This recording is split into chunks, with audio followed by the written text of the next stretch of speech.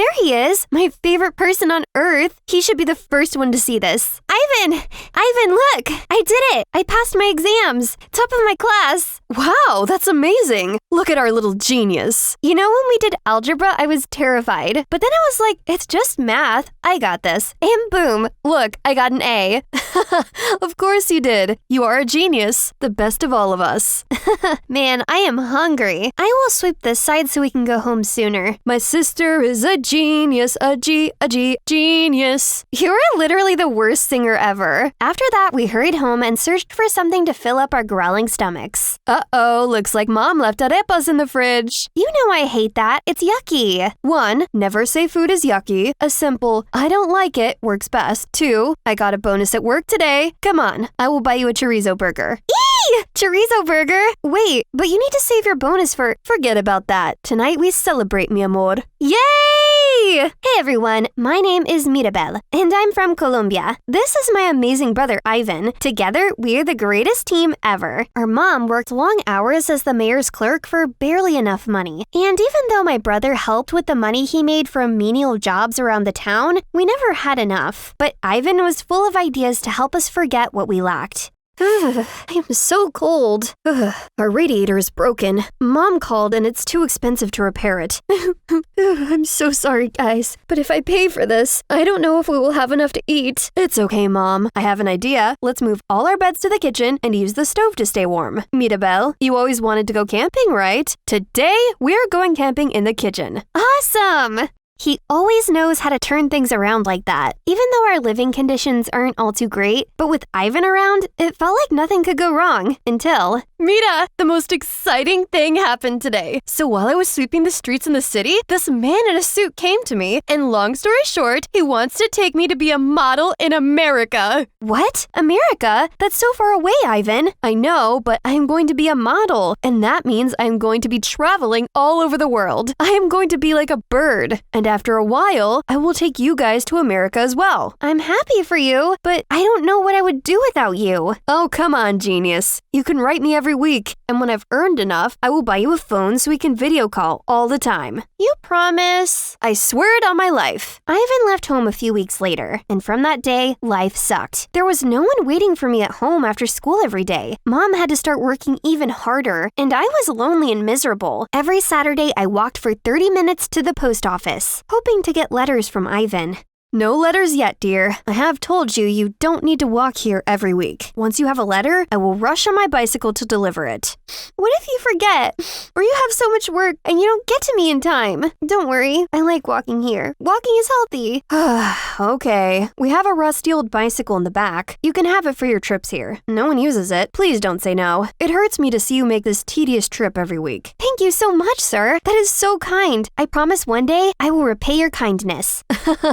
I know you will. I excitedly went to get the bike. This probably was the first time I felt happy about something after Ivan left. I was pedaling while humming my favorite song when I bumped into a rock which made me lose balance and head straight to the sidewalk. Oh my god, I am so sorry. It's been a long time since I rode a bicycle. A bicycle? You call this death trap a bicycle? Now I have to get a tetanus shot because that filthy thing touched me. I am sorry. Yes, the bike is dirty, but I don't think you will get any diseases. And I am supposed to take your word for it? Do you even know what a tetanus shot is? Listen, boy, I have said I am sorry, and I don't know what else you want from me. I am very sorry. Goodbye. How dare you? Come back here. With my new bike, I dropped by the post office more often, but life didn't get any better, as there was still no word from Ivan, and later that summer, I graduated high school. I knew my mom couldn't afford college, so I got a job helping the postman deliver his mail. One day, I had to deliver mail to the Santiagos. They were the most powerful family in our town. Their house was a castle. My heart was tumbling in my chest as I placed the mail in their mailbox. As I turned to leave, I heard a voice from the hedges. I looked over and saw the devil boy.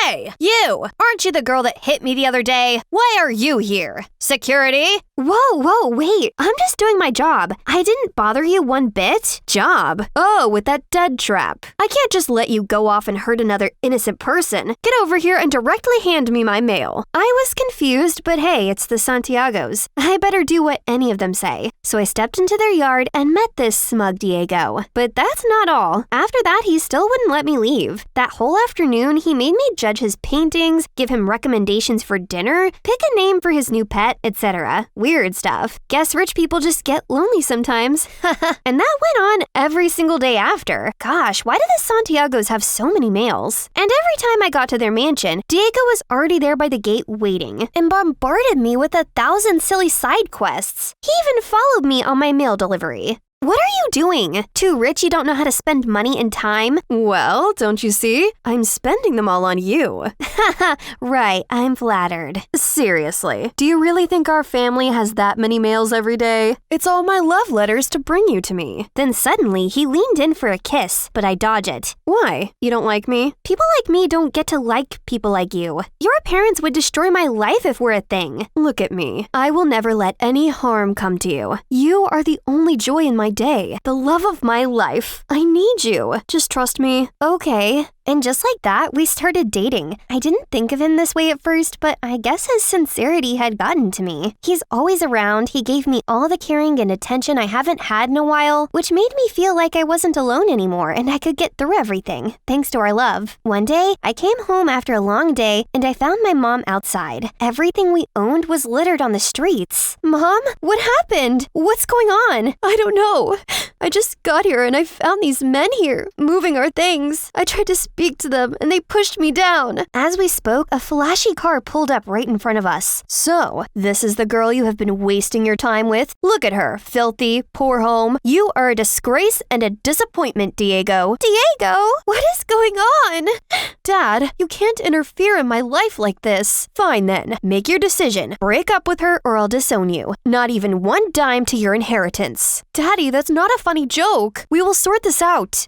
Mirabelle, I was just bored and you're just a gold digger. We both know that, so... What? You promised to protect me! I'm sorry, sweetie. Don't listen to that. I'll explain tomorrow, okay? Then he quickly got in the car and they drove away. I tried to contact him first thing in the morning, but to no avail. I sneaked up to his house, but only to hear the maids saying he's already long gone to some European dreamland, continuing his lavish life among lavish people as his dad wished. So, my so-called loving boyfriend has left me for his dad's money. But without so much of a proper breakup, while his family is destroying my life, getting us kicked out of our own house, and even getting my mom fired from her job, I felt like breaking down. I've lost everything. This life was just out to get me and I wanted to give up. But looking at Mom, I couldn't bring myself to do so. I wish Ivan was here. He would know how to fix this, as he would never give up. That's right. I was raised by my wonderful brother, and maybe it's time for me to channel his strength and fill his shoes, keeping this family alive and well until he's back. So, swiping the pain aside, my mother and I gathered what we could, and we left town because we knew the Santiagos would never let us have peace. We went to live with an aunt, Mom got another job, and I started working as the judge's assistant at the local court to support her. One day, I was at work scheduling meetings when I heard a voice that left me shell-shocked. Excuse me, is the judge available to meet me? Ivan? Mira, it's really you. Oh, I have been looking for you. You left us. I waited for you. We waited for you for 2 years. I am sorry, Mira. I tried to reach you, but America was hell. There was no modeling contract. I got there, and I was worked like a horse. My boss prevented me from writing letters to you guys. When I could finally write home, I never got any response. I thought something had happened to you guys. So I came home 3 months ago, and I have been searching for you guys since. Mira, life has been hard for me, and I thought I lost you guys too. I am so sorry. You are home now. Ivan being back brought joy into our lives again, but he was very sad. He wasn't the Ivan I knew. All he did was sleep and being all depressed, and it broke my heart to see him that way. Ivan, you need to snap out of it. What am I supposed to do now? Go back to sweeping the streets or go back to America and start from zero? How do I know things would be different now? I have learned that if you want to make something happen, you have to do it yourself. Ivan, we are going to America. I was saving my salary to get a college degree, but we are going to use it to go to America. You are right. There's nothing for you here, and it's going to be different this time because you are going to have us. But what about you? You are supposed to go to college. Yes, but you are forgetting that I am a genius. I will always find a way to make it work. Okay, let's do it. America was different. Ivan actually got a modeling gig this time, and in 6 months, we were comfortable enough that my mom didn't need to work long hours. Everything was looking up. I applied for a national scholarship, which I won, and I got to go to law school. I graduated top of my class, and I can never forget the joy on my mother's and brother's faces when I read my valedictorian speech on graduation day.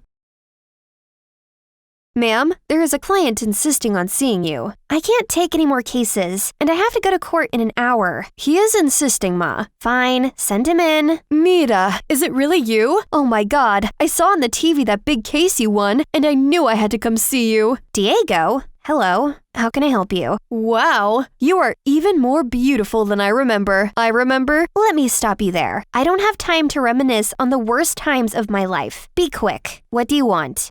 Mirabelle, you know I had to do what my dad wanted. He was going to disinherit me. I didn't want to hurt you. What do you want? Okay, my company, we are having an issue with taxes, and we need a good lawyer. Everyone is recommending you as the best in town. Please help me, for the old time's sake.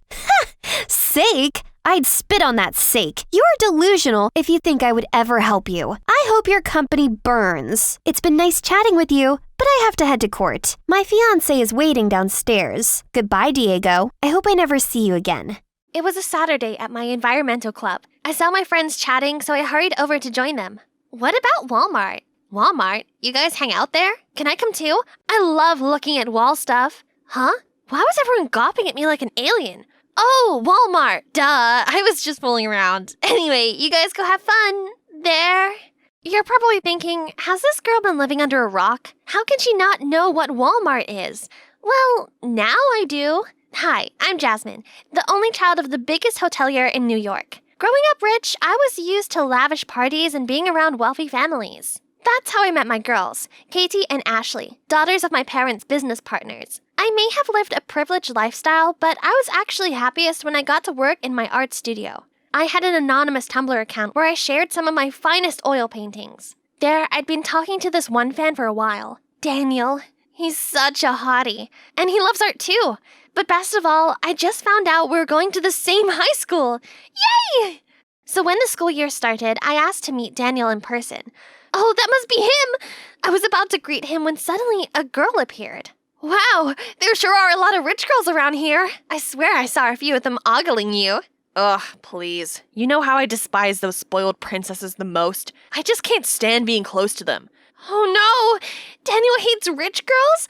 I can't let him see me today. Not like this. So I texted him saying something had come up. Over the next few days, I found out that Daniel was Mr. Cool with all the straight A's, currently the president of the environmental club. And he's single. So that's Haley, just a close friend of his. I was determined to conquer Daniel's heart. I just needed to figure out a way to get around his whole anti-wealth thing. Aha! I'd pretend to be some normal girl and join Daniel's environmental club. In the meantime, I'd make him fall for me before telling him the truth about my Tumblr account. Of course, I couldn't let Katie and Ashley know about this either. And here I am, at the environmental club. I immediately approached Daniel with candies, but you know how terrible rappers are for the planet. Besides, Dan doesn't like sweets. At lunchtime, out of habit, I ordered fast food. But as I went to fetch it, I saw everyone gossiping amongst themselves about the terrible person who dared to order food in single-use plastic. Oh, silly me. I totally forgot I was in an environmental club.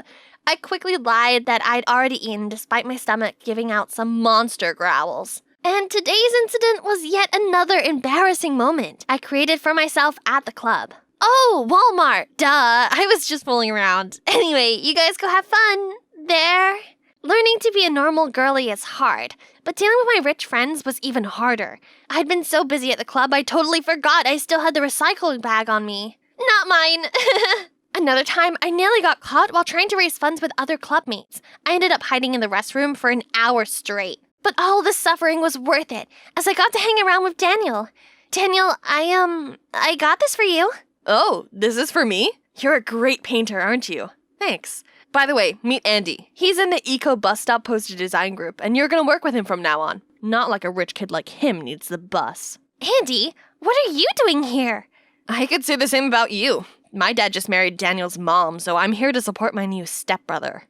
Ooh, so Andy, whom I met through fancy parties with our parents in the past, was in Daniel's inner circle. This was wonderful news! So I confided in him all about my plan to get with Daniel. So, any chance you could help a girl out? Sure. I've always wanted Daniel to have a girlfriend anyway. He seriously needs to chill out a bit. From then on, Andy started teaching me about the ordinary life. One time, he insisted on taking me to the amusement park for the first time. Why do people take the bus anyway? Why don't they just drive a car? Not everyone can afford a car, Jazz. So, when will the bus come to pick me up? The bus doesn't come to you. You have to go to the bus stop. Huh? A bus stop? What is it? It's a corner with a bench. You'll see. The bus was stuffy, and there was a funny smell coming from somewhere behind me. Where's my champagne and hot towels? Jazz, this is a bus, not a plane. You don't get those things here. Later, the bus suddenly jolted, and I flew forward, but Andy caught me in his arms. I peered up at him, and my heart almost skipped a beat. He looked so fine from this angle. Finally, we made it to the amusement park, and it turns out it was so much fun.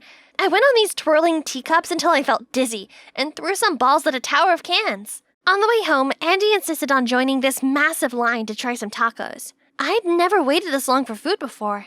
But oh boy, they were tastier than a Michelin star food! Best of all, Andy also helped me get close to Daniel. Only I got so nervous. The trees are leafy, aren't they? I mean, all trees are leafy. Apart from trees in the winters, they're not very leafy. You're just the right combination of cute and awkward. Holy moly, he thought I was cute. I was ready for my sweet first kiss when Haley butted in and started boring Daniel with talk of some project. Later that day, Haley pulled me into the corner. Who are you, and why join this club? I'm just an environmental enthusiast and a nature lover.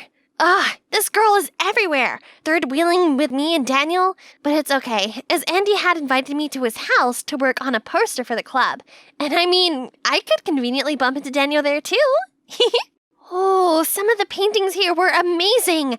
I didn't realize Andy was an art fan. We discussed some of our favorite artists, and then I showed him my finest paintings on my Tumblr account. Wow, I can tell you truly have a knack for transitional blending. Actually, I dreamed of becoming an artist, but then Mom left me and Dad to travel the world and fill her own painting dreams. I didn't want to make Dad any sadder than he already was, so I stopped painting. I told him to pursue his passion no matter what, and invited him to join me in my art studio whenever he wanted. Suddenly, it was so hot in here, I needed a glass of water before I melted. I walked into the kitchen to find Daniel daydreaming out of the window. Hey, is everything all right? Eco bus stop has hit a dead end due to the lack of funding. I knew I could just give him some of my allowance, but that would mean revealing that I was a rich girl. So I decided to cheer him up by pulling funny faces and said it would all be okay. But then... You don't understand. I have to make this project successful no matter what. Only then I can get a scholarship into my dream university. His attitude stunned me. This Daniel was completely different from the fan I talked to. But maybe he was only acting up because Eco Bus Stop means a lot to him. So, the next day, I decided to give Daniel his most wanted gift, an envelope with my monthly allowance. Just as I was about to reach Daniel, Haley stopped me. I know your secret already, rich girl. What? No! You must be dreaming stuff up. Oh, really? So you don't know these people? Aren't they the troublemakers from the rich kid clique? Yeah, they are. Why would I be friends with those spoiled brats? Spoiled brats? Jazz, how could you say that? Your whole Save the Trees act didn't work on me. You were acting fake from the start, so I followed you and saw you with your rich friends at the luxury outlet. That's correct. Jasmine father owns more hotels than your dumb club members' houses combined. I don't know what she's doing here. Next thing I knew, Daniel walked off without saying a word, so I ran after him. I knew it so well that rich people like you ain't no good. You could have funded the project, or at least helped me ask your father for a loan, but you did nothing. You disgust me. I only did it because I like you! Right then, Katie and Ashley caught me up. I'm sorry for what I said earlier, girls. It was my fault. I shouldn't have said such nasty things about you guys. I didn't think a noble lady like you would ever lower yourself for a pity boy like him. If you want back in the clique, then cut ties with your low-rent friends. Maybe my club friends were right. We've been so shallow and materialistic. We should change, not them. You! How dare you, Jasmine! Jasmine! So So, Daniel didn't want to see my face while Katie kicked me out of the group. For 1 week straight, I shut myself in my room. It was awful, but it did give me time to think more clearly and come to realize I should stop chasing Daniel. Instead, I want to be more active at the environmental club as I truly love contributing to the greater good. So, the next morning, I went to the beach cleanup with the club. Everyone looked so shocked to see me, especially Andy. You're back! I'm so glad you came. How have you been? Then we chatted happily while cleaning up the trash with everyone. Only Daniel and Haley were visibly annoyed, but I just couldn't care less. From then on, I was busy helping prepare for the Shark Tank show to raise capital for Eco Bus Stop.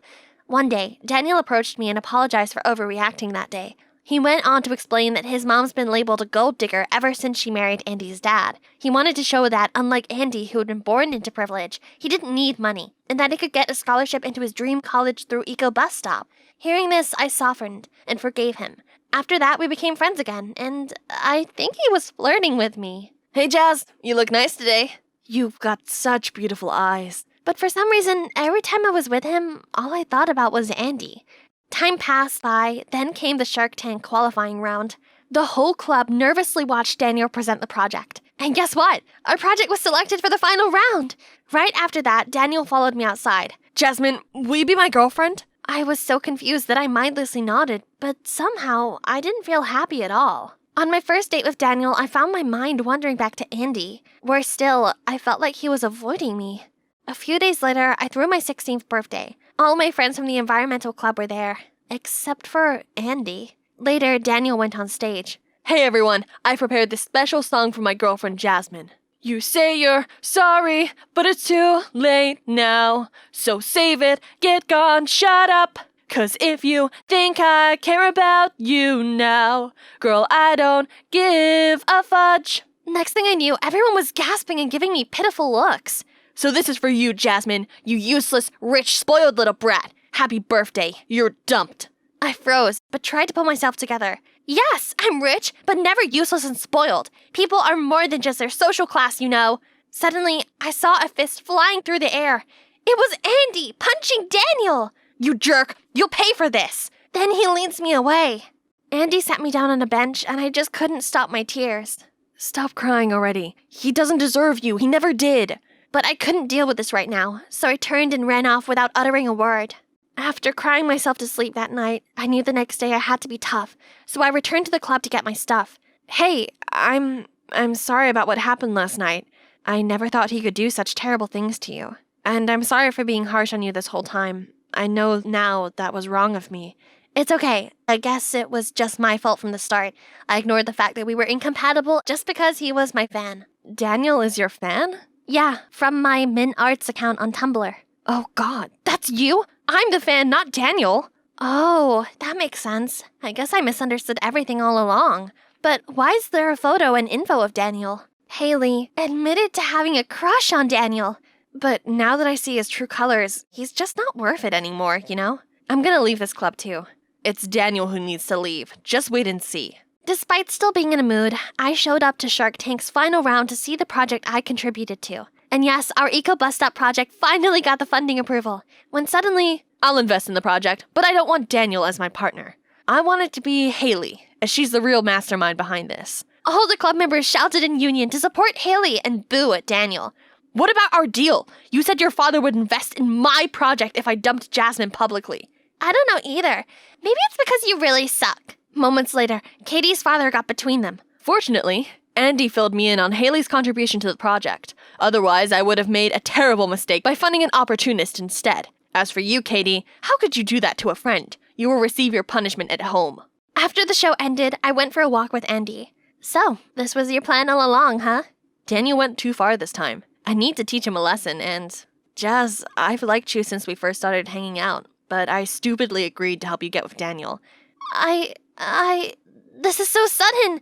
I don't know, Andy. I promise to take care of you from now on. Please give me a chance. Andy, actually, I like you too, but my stupid self kept telling me to pursue Daniel, and all this time I've been thinking about you a lot, but I just need some time. That's all I need to know.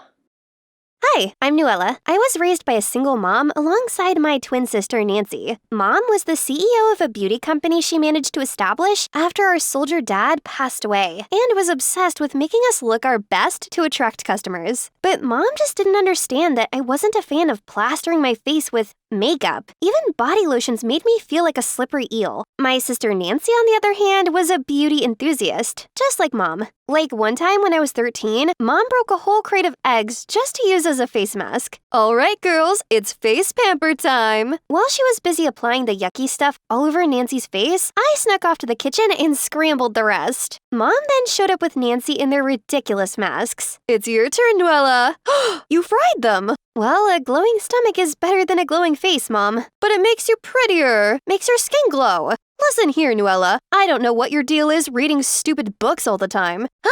Blasphemy! Books are life, Mom. And I told you I want to be a novelist. A novelist? Do you want to be broke forever? It's the most useless job ever. That's right. All you need to do is invest in yourself to look pretty, and a rich man will surely sweep you off your feet. Why can't you be more like Nancy? How about trying to educate yourself and make your own money instead of waiting for Mr. Moneybags? Writing stories was my jam. Creating worlds in my head and birthing characters gave me more joy than anything. And Mom thought I was kidding until our 18th birthday. All right, make a wish. I'll grant it. I wish for a change of wardrobe. Done. And you, Nuella? I wish to be a full-time writer, Mom, just like Stephen King or J.K. Rowling. Ha! Sorry, Nuella, but that wish is never coming true. You're running my business, and that's final. How can you decide my life for me? At least Nancy's got her beauty. She can snag a rich man. But you're not as pretty. I'm just looking out for you. That hurt. Mom, I'm an adult. Seeing that I wasn't willing to budge, Mom turned icy on me. She made me pay house bills, and unable to bear it, I moved out. But being a writer wasn't all that rosy. No one wanted to publish my book.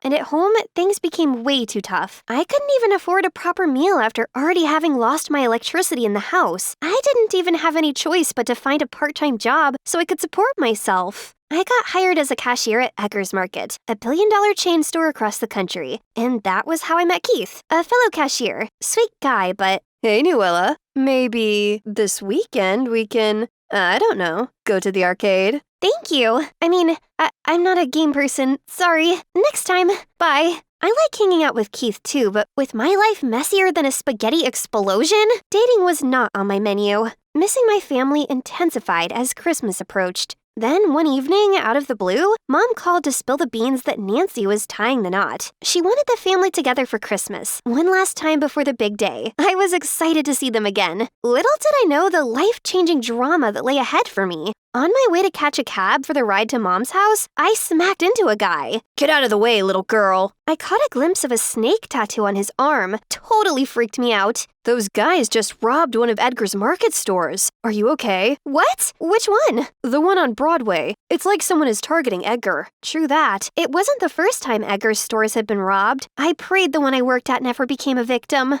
In minutes, I was knocking on her front door, and that's when Nancy and her boyfriend arrived. Before I could even say a greeting, Mom swung the door open and zeroed in on Nancy as if I were invisible. Nancy, my baby, I missed you. Is this your car? That's Ryan's car, Mom. No way! Hi, Ryan. Welcome to the family. Come on in. You must be tired from driving. Mom hadn't even acknowledged my presence. Once inside, I forced aside the small jab of jealousy to catch up with Nancy. Nancy, you look good. Thanks. How about you? Are you Stephen King or something now? I hope it's something bigger than the family's business. Well, I got a well-paying job at Panda Publishing Company. What? That's like one of the biggest publishing companies in the States. Why didn't you tell me when I called? It's a Christmas surprise. Oh, Nuella, I'm so happy. I got this for you, Mom. Can we go eat? I'm hungry. Okay, don't judge me for lying. Nancy was practically oppressing me with her achievements. While we were having lunch, Mom began asking Ryan questions like he was in a job interview. So, Nancy says you come from a really big family?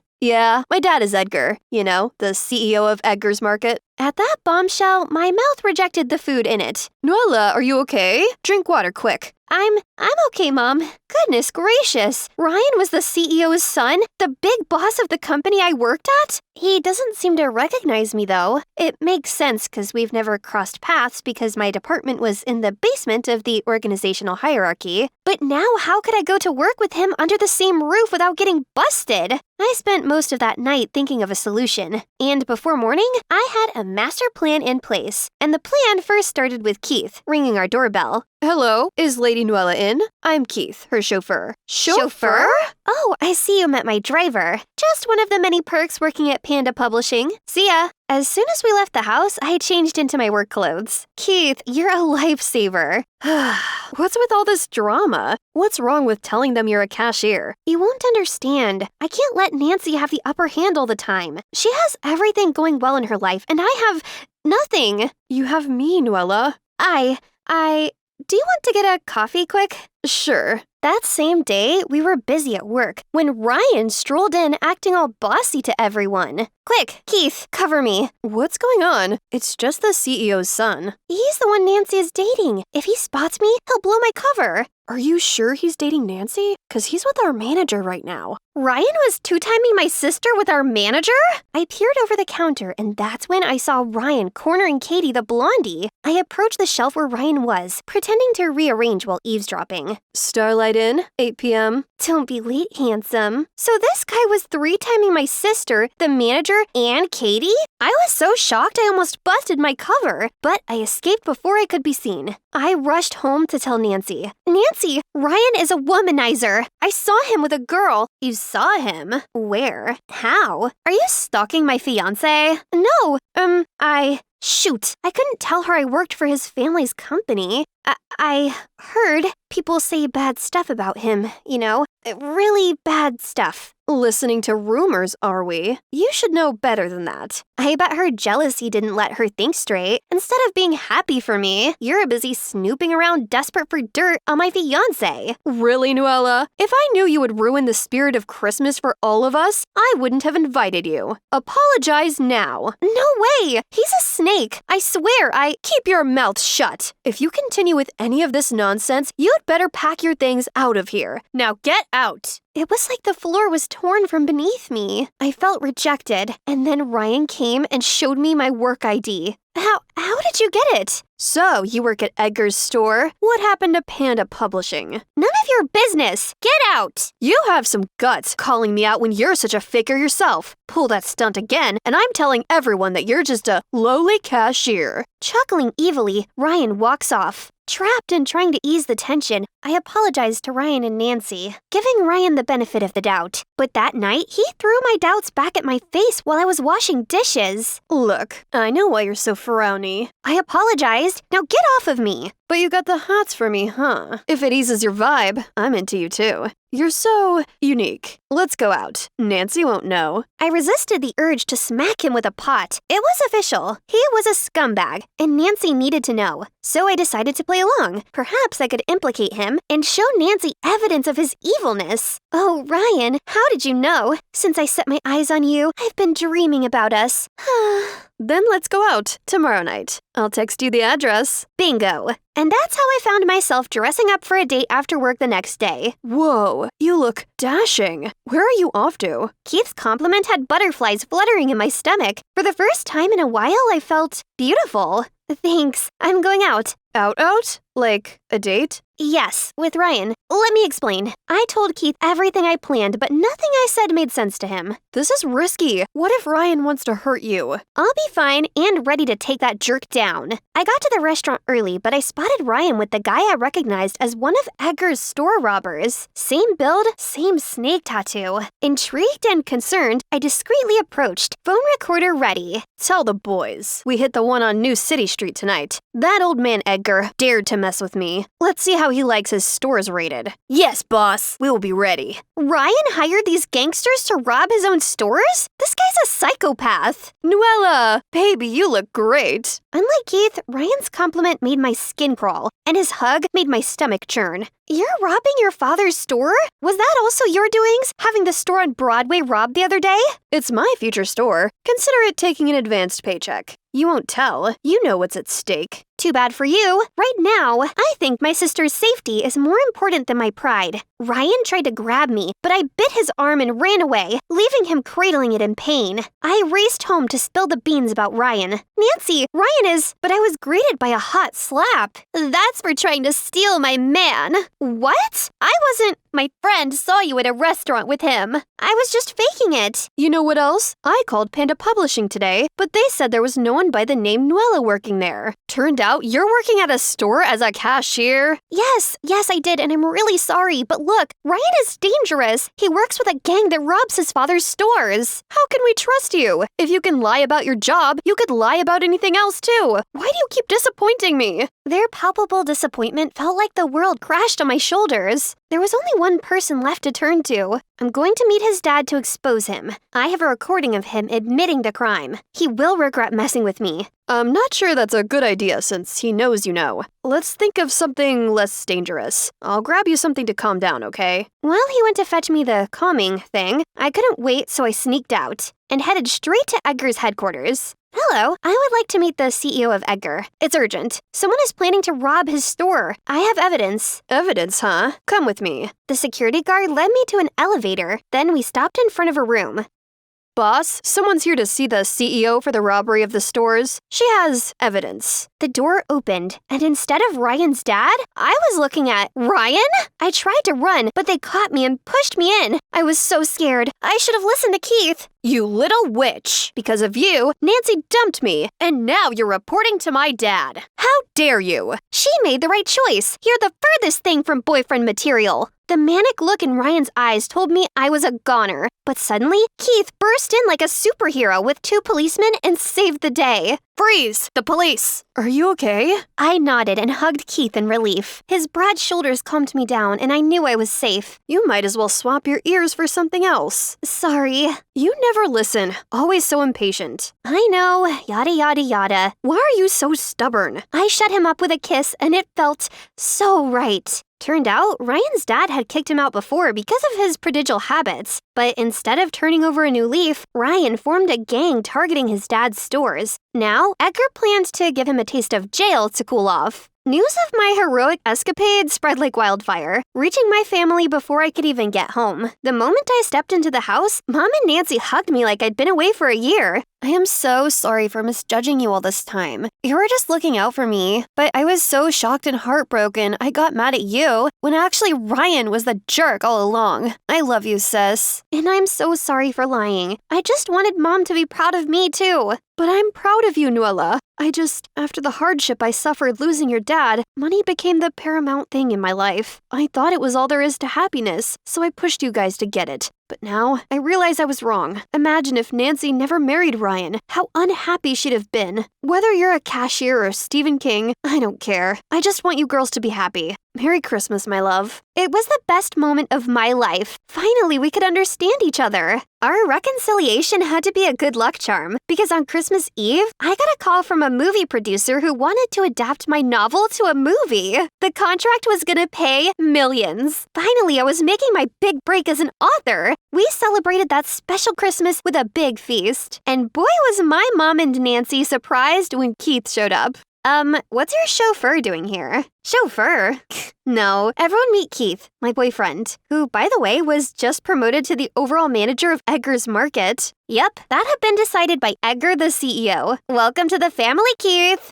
Voila! Finally done! The most exhausting part of moving mansion was having to rearrange my Birkin collection. But at least my walk-in closet is bigger than my last one, so now I need to pick out the perfect outfit for school tomorrow. First impressions are crucial. This is my favorite fit at the moment, but let's get a second opinion. Mom, Dad, what do you think? Wellstone High's new Queen Bee's incoming!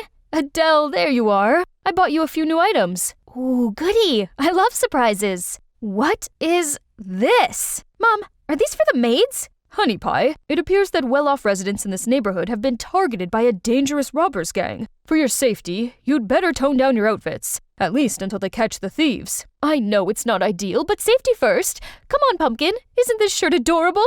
No, it's not. I'm not being seen dead in that rag. My parents were probably just exaggerating. Let's see. It seems some girl had her Hermes bag stolen, another her Cartier bracelet, and some guy his Rolex. No, I couldn't let some crooks take my precious babies. The next morning, I trudged downstairs in those awfully bland clothes. Ugh, they were itchy and smelled so bad. Darling, this will only be for a little while. You're our only angel, and we simply couldn't bear it if anything were to happen to you. Fine. Where's my chauffeur?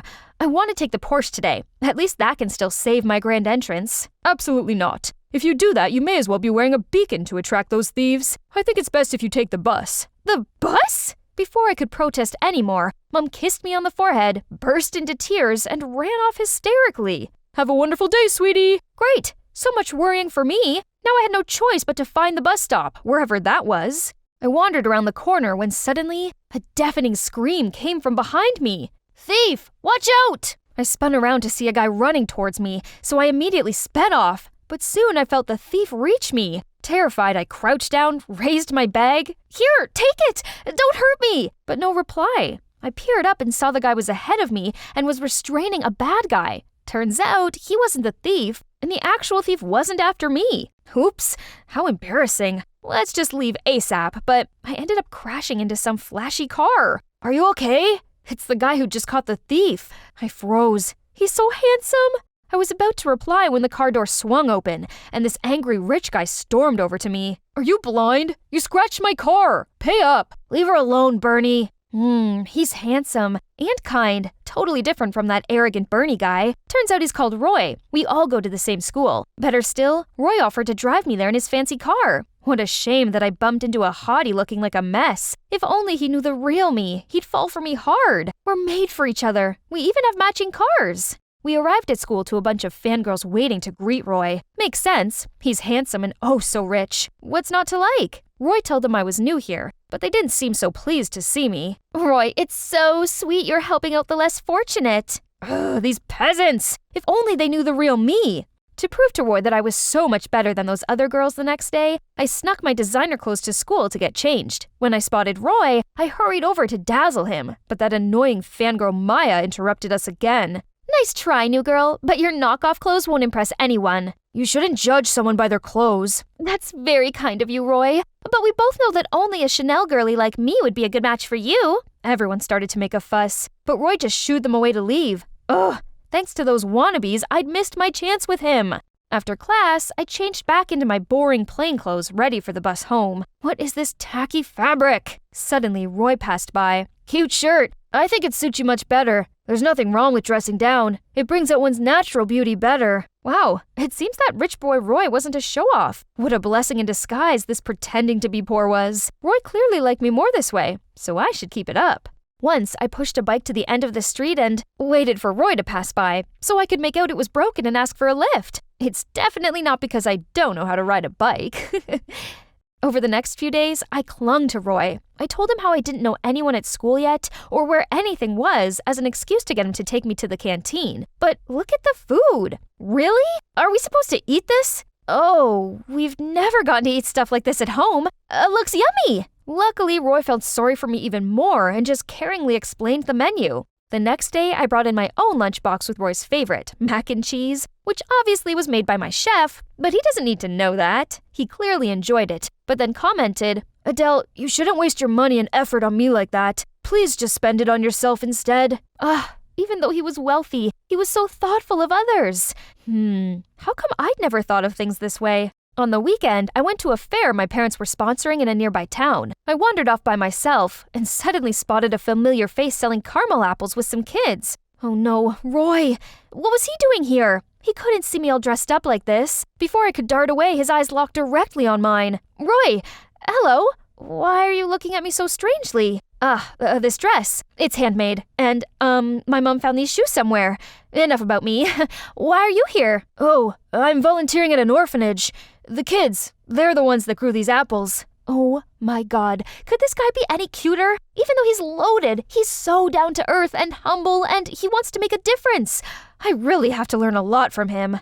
Later, I took the bus back to town with Roy. We continued chatting even after stepping off the bus, but then this convertible pulled up alongside us. Ugh, it was Bernie and Maya. Oh no, don't let her drag you down like that, baby. Where's your Rolls Royce? What's this? Isn't this Chanel's archive? Adele, are you? Yeah, right? This is a fake one. Now, please, leave. I grabbed Roy's arm and pulled him the opposite way. Adele, are you okay discrediting your image in front of Bernie like that? I mean, he's popular and rich. Everyone wants to impress him. I'm not that kind of social climber. He's such a conceited, bossy jerk. Unlike you. Roy seemed touched by my words, as he invited me to go to the grape farm with him next weekend. Okay, so I thought Roy had invited me here for some relaxation and fresh air. I didn't expect to be made to carry out tasks. This was probably his way of challenging me, and no chance I was going to fail it. The workers here are immigrants from different countries, but thanks to my extensive traveling, I know quite a bit of foreign languages, enough to ask them to show me what to do, and it just so happens that my parents are obsessed with vintage wines, so I know my Chardonnay from my Cabernet Sauvignon. Oh, these grapes will make a fine Malbec. N'est-ce pas, Pierre? Oh, I taught myself different languages and watched various documentaries to improve my skill set. It's nothing. Later, Roy needed to re-roof the barn, so he climbed up a ladder while I stayed below and passed him tools. But the ladder began to wobble, and he screamed at me to jump back. But instead, I stayed there and held up my arms to catch him. Are you okay? That was dangerous. Why didn't you step away? I couldn't watch you get hurt. Also, to have you falling for me would be everything I ever wanted. We rested in the corner, and that's when Roy told me that he liked me. I think you're one of a kind, but I don't want there to be secrets between us. I like you too, and that's true. We should have zero secrets. So, I want to come clean. My family's actually rich. Super rich. I'm sorry for not letting you know sooner. What about you, Roy? Do you have any secrets? Actually, my parents own this farm. Only the workers don't know about this, so please don't tell them. Aw, humble Roy. He's really the sweetest. He was also very understanding about the reason why I had to hide my true background. Finally, the gang leader of the robberies was caught. Things seemed to be back to normal, and this meant I could publicly go back to being me again. Everyone looked at me with different eyes. Only, Roy didn't seem all that impressed. When I invited him to my favorite restaurant, he told me he didn't like those stuffy places. Plus, he had too much work at the farm. I really wanted to go on a proper date with Roy, but I suppose just being with him was enough. So I agreed to help him out at the farm. As we waited for my chauffeur to pick us up, someone leaped out of a bush and snatched my gold necklace. As I gripped my bare neck in shock, Roy darted after them and grabbed it back. I noticed the robber say something to Roy before he fled. I later asked Roy about it, but he just shrugged it off. The next day at school, a woman in tatty clothes ran in, saying she urgently needed to find her son. When she saw Roy, she rushed towards him. "Oh, here you are! I thought something happened to you! Someone told me you were in trouble!" Everyone began chattering. "Roy, you're wealthy. Why don't you buy your mom some nice clothes?" He looked dumbfounded, then muttered, "I'm not rich. I lied." "What? Why? You always said money didn't matter, but you live in this facade?" Roy avoided my eyes, mumbled out a sorry, then led his mom outside. So this whole time, I didn't know who he truly was? Feeling hurt and deceived, I screamed out that it was over between us. My heart was cracked into two. This was horrible. Then I arrived home to see my parents frantic. Someone had sent them a threatening letter saying, "I will come when you least expect it and take what I want." My parents were terrified that something bad would happen to me, so they hired bodyguards to protect me. The next day, a whole squad showed up, and to my utter shock, amongst them was Roy. "What are you doing here? What's your scheme?" I replied to the advert. "I didn't know it was for you. Please, Adele, I need this job. I could really do with the money." I hated that he'd lied to me, but I couldn't be that heartless. So I agreed that he could be my bodyguard, as long as he knew his limit. Having Roy follow me everywhere really sucked. So when Bernie appeared and asked me out, even though I didn't particularly like the jerk, I agreed to it. It felt good to dress up and be taken to fancy restaurants, and it felt even better to see how raging Roy looked. On my way to the restroom, Roy stopped me. "Bernie's not who you think he is. Please stay away from him." I put his words down to jealousy and shrugged him off me. If anything, what he said made me even more determined to get closer to Bernie. So when he suggested I throw a party at my mansion for my 16th birthday and invite all my friends, I immediately agreed. The party was great. It's been a while since I was able to have fun and forget about the recent shenanigan for a moment, thanks to Bernie. "Wait a minute, bae. I've prepared a big surprise for you. The lights went out, and I waited, wondering what it could be. But it's been a little too long. I called out for Bernie, but nothing. I didn't hear from Roy either. Realizing something was wrong, I found my way inside the house and was suddenly grabbed by someone. Shh, let me show you something. He led me to the garage, and I caught Bernie trying to start the supercar. Next to him was a bag full of priceless jewelry. That was fast, but I didn't come here alone. Yeah, but your teammates are already taken care of. Then Roy opened the garage door, and the cops rushed in to arrest Bernie. Outside, I saw a couple of other robbers being led away in handcuffs. You again? You can act all high and mighty all you want, but you're no different from me. It turns out, even after the leader was caught, the robbers gang was still alive and well, and Bernie was a member. He only pretended to be rich to fool his victims and provide intel to the gang. Knowing my true background, he's the one who stole my necklace. But the mission failed because Roy stopped him. As revenge, Bernie leaked information about Roy's family. I should have exposed your rich kid facade sooner. I let you off several times out of respect for our close friendship, but you still wouldn't leave me alone. Close friend?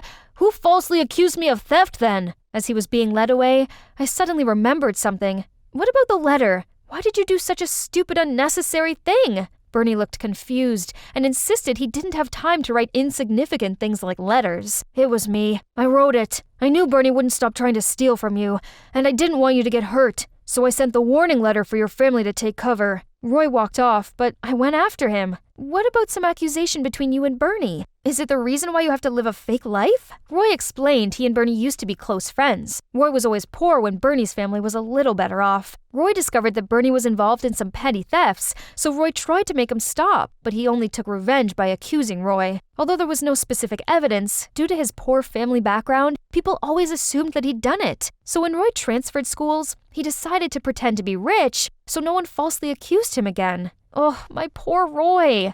Ugh, why is finding my balance so tricky? Ouch! Roy helped me up and checked I wasn't hurt. You don't have to do this. Just live your life as comfortably as before. Nope, I want to do this. This way I can cycle to see you whenever I want. A flashy car or fancy outfit doesn't change my value as a person, but working with you felt good. And you know what? Even though you're not as well dressed as when we first met, I still like you a lot. Here I was, confronting my greatest fear. Math! Wendy, focus. What is 9 plus 11? A, 19, or B, 21? The numbers whirled around me. Panic set in. 9 plus 11. 1, 2, 3, 4, 5 equals 19? No, 21? Great numerical gods, why is this so confusing? You're so extra. Sit up. I'll show you again. I still don't get why I have to do this, though. It's not like I'm going to school. Yeah, I quit school not long ago to help Mom out, making a couple of bucks. In case you haven't noticed, we're dirt poor. I'm Wendy, by the way. 15 and fabulous. Well, sorta. I know I'm a big silly goofball, but the good thing is my brother, Leo, does not share the same brain cell with me. That guy ate knowledge for breakfast. He went to this elite high school, on scholarship of course, and always a top student 3 years in a row. That's like genius. Mom also said he's our only ticket out of poverty. That's why she held 3 jobs at once, while I gathered scrap metal to sell to the scrapyard to support his study. The 3 of us have been working hard to create a better life for our family. But then, one afternoon, I suddenly noticed posters of Leo that accused him of breaking his classmate's arm. What nonsense is this? I tore them all down and rushed home to see a bunch of gangsters breaking our things. My mom and Leo were in the corner, begging them to stop. Stop! What on earth are you doing? What does it look like I'm doing, brat? I'm collecting compensation for your brother's victim. He messed with the wrong person. The son of a loaded family. You got the wrong guy. Leo wouldn't hurt a fly. Right, Leo? I turned to him, but he just lowered his head in guilt and defeat. How much then? $3,000. 3,000? You kidding, right? Do I look like I'm kidding? Let her go! Just stop it! All of you! Then Mom rushed to the kitchen and brought back all of our saving jars. They're about $1,000. Just take them and leave us alone. I'll pay the rest later. The thug let me go and grabbed the jars. We'll be back next month for the rest. Mom fell to her knees. She looked so hopeless amongst the mishmash. Mom, Wendy, I'm so sorry. Please let me help. The school already suspended me for a whole month. I'll get a job. I'll pay for the debt. No, my boy. Use this free time to study. Once you come back to school, I want you to be the perfect student, so no one can ever look down on us again, okay? But what about the debt? Just leave it to me. I'll work some extra shifts here and there, and everything will be sorted. Now, go study. Thank you. Mom, I won't let you down again. Then he left the room. That's when Mom's smile wears off. I knew she only said that so Leo could have his peace of mind. The truth was, no amount of Mom's extra shifts could get us $2,000 by next month. I think if the math was right, it's time for me to save the day. I tried to get a job, but somehow they all lasted for only one shift. Like when I was waiting for this diner, all the food and drink just fell out of my tray. Or that time when I work at construction site and I got my foot stuck on the thing I just built. I came home feeling deflated. Just then, there was a knock at the door. It was Nathan, Leo's best friend. I could instantly feel my cheeks heating up. Hello, to Wendy. Are you gonna let me in? Or are we gonna stand here, awkwardly? Sure. Come on in. You look, exhausted. You sure you're alright? It's just the whole thing with Leo. I've been trying to get a job to pay for the debt, but nothing worked. I'm sorry all that happened to your family, and I want to help you, but there's something you should know first. After the talk, Nathan got me a job as a maid for his cousin Zach's house. Other maids were showing me around when, "Get out!" a maid ran past us, crying her eyes out. What was that? That is the young Master Zach throwing a tantrum. He's the illegitimate son of the late master and was only brought here 5 years ago by his grandfather. And let's just say, Madame Linda, his stepmom, is not so thrilled about it. They've been on each other's necks ever since. The girl you just saw was Madame Linda's favorite. She's been a thorn in Master Zach's side for a while now. Then I gotta find a way to get on both their good sides, to prove that I'm perfect for this job. Okay, first day at work, Madame Linda was complaining about Zach's toy car collection, so I threw them all away. But Zach went bonkers on me and went rummaging through the junkyard to find every single one of them.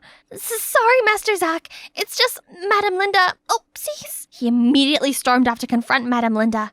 I felt bad, so to make amends between them, I cooked his favorite soup and told him that Madame Linda made it for him as an apology. But as he took the first bite, his face turned green and dashed to the nearest toilet. Whoops. One rainy day, I was taking the trash out and saw a strange woman peeking from the fence. She suddenly tripped, so I helped her up, asking if she was looking for someone, but she just ran away. Whoa, Jesus! How long have you been standing there? Long enough. Come inside, it's freezing out here.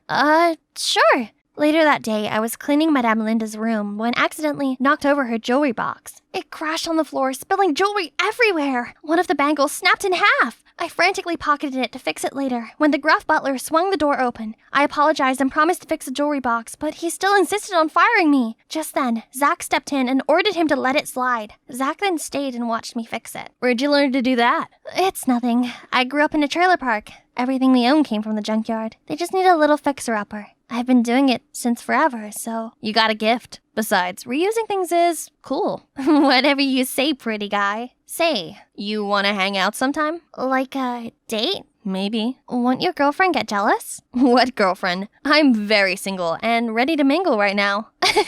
Sure, why not? On the weekend, Zach took me to his favorite coffee shop, and I got to see a softer, more caring side of him. Turned out he never got a girlfriend, so I made him a flirting tutorial. For a price, of course.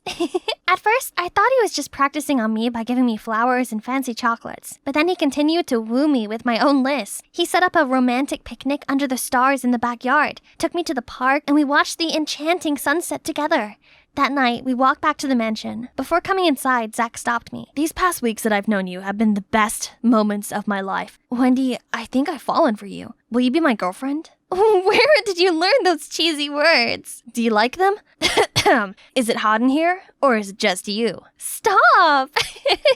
I just need you to promise to be on my side, no matter what. I promise. When Zach left, I returned to my room. I pulled out my diary and then ticked off the last box on my list. Well, it was fun, Zach, but everything must come to an end. Soon you'll pay for everything you did to my family. I knew the truth back when Nathan came to our house. There's something you should know first. Your brother was tricked. He didn't start the fight. A guy mocked your poor family, so Leo turned aggressive. After the incident, the guy was salty Leo beated him, so he faked a broken arm and had his family come for yours. They don't need your money. They just want you to suffer. And who's that guy? He's Zach, my cousin. What he did was wrong, so I'm on your side on this. And there's another thing. Nathan played a video of Linda and her thugs threatening my mom and demanding more money. My rage became scorching. That moment, I decided to get revenge. That's why I became a maid at Zach's house, sabotaged his relationship with Linda, and made him fall for me. Everything was going just as planned so far. But the next thing I knew, Mom called me to tell me that Leo had been expelled from school and ran away from home. My blood was boiling. That's it. Today's the day Zach goes down. I pulled out Linda's broken bangle and placed it on my bedside table. During the daily room check, the butler spotted it right away and informed Linda. She rushed over to reprimand me for stealing her jewelry. Just then, Zach swooped in to defend me.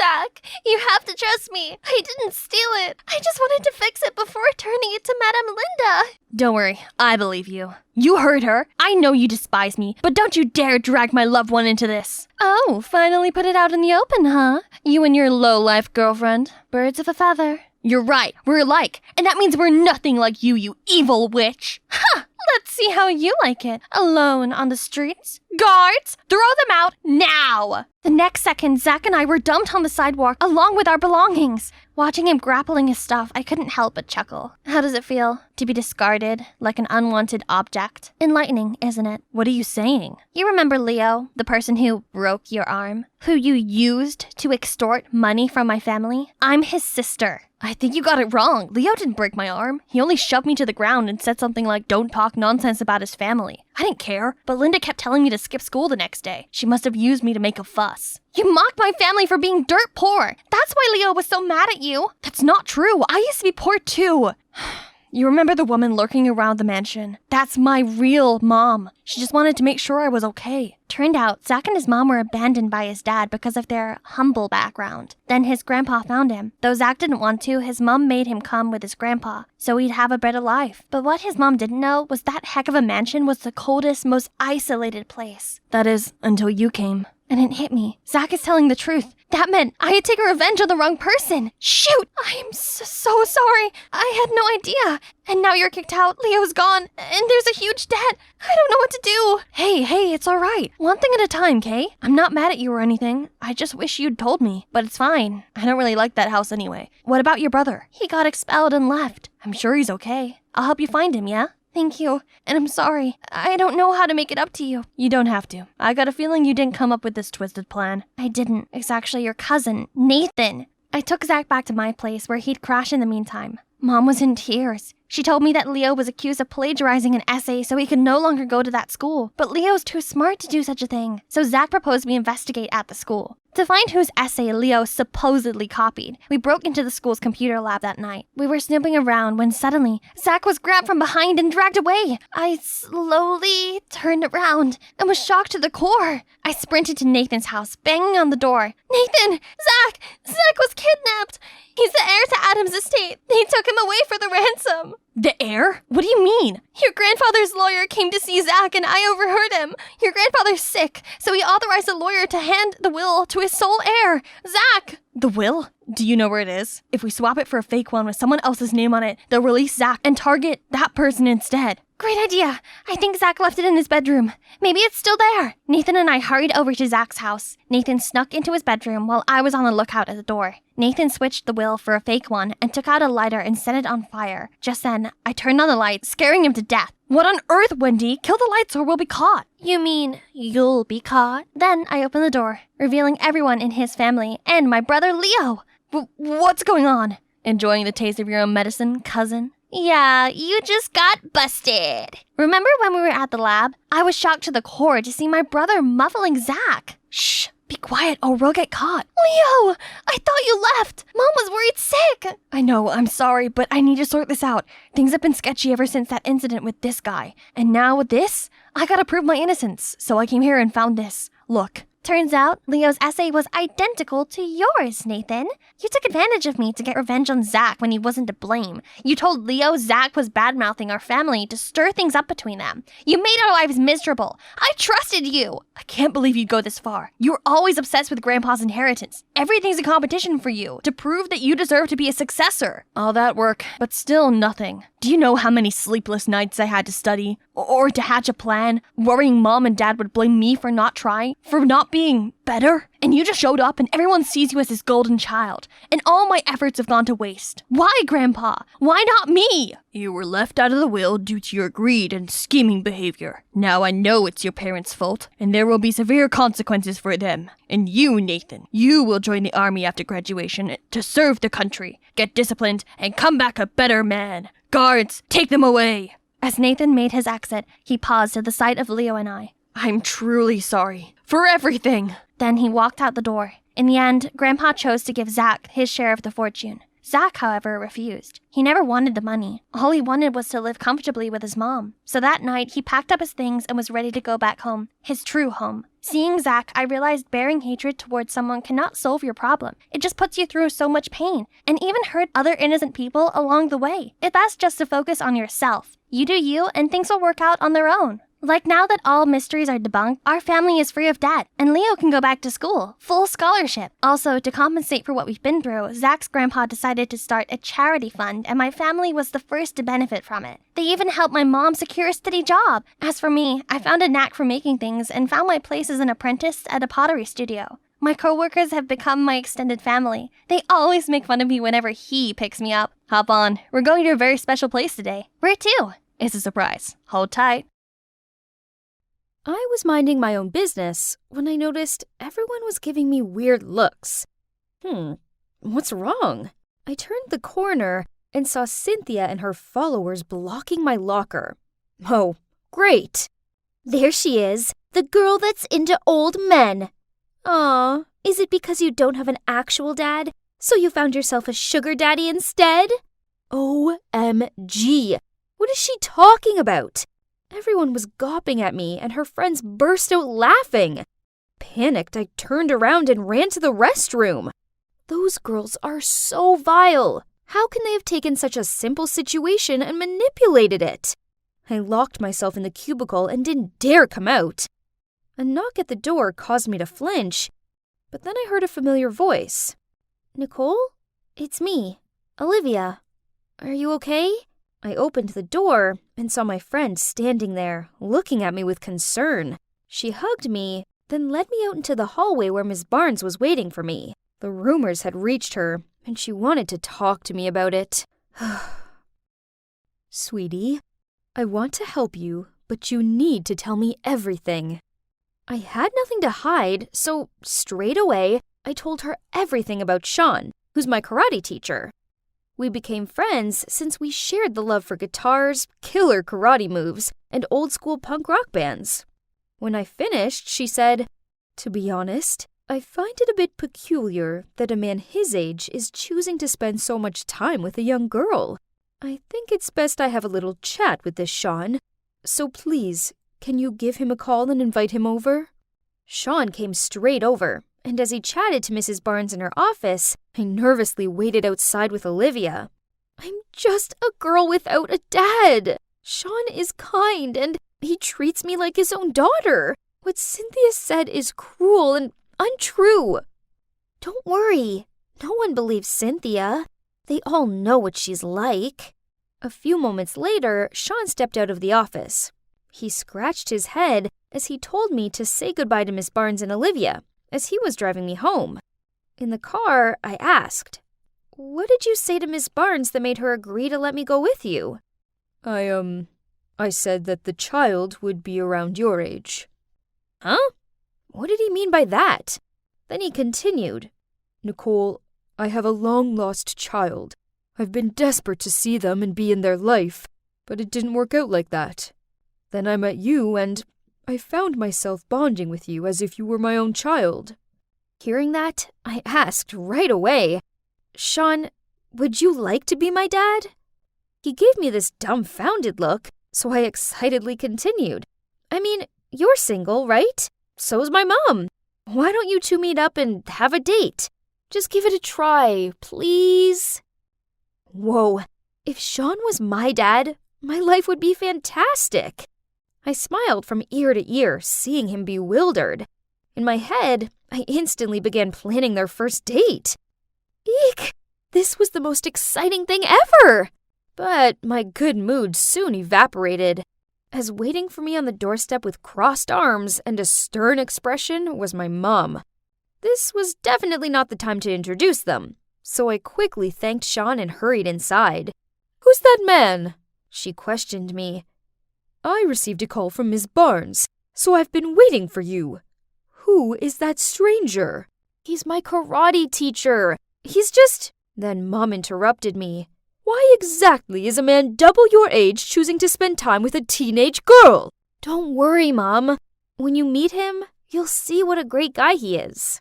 The next day, I arranged for them to have a lunch date at this quaint cafe in town. But the moment Mom walked in and saw him, she turned ghostly pale. Sean was also surprised. He stuttered, Louise? My mom cleared her throat. Ahem! Sean? This was confusing. I looked back and forth at them as if I was watching an intense game of tennis. So, they knew each other? Oh well, less time wasted on getting to know each other. So, I'm gonna leave you to it. I waved at them, then hurried out of there and sat on a bench nearby. But it hadn't even been 5 minutes when Mom stormed over. Let's go! And dragged me away. I forbid you from seeing that man again! What was happening? I was freaking out as I followed her. Mom! Slow down!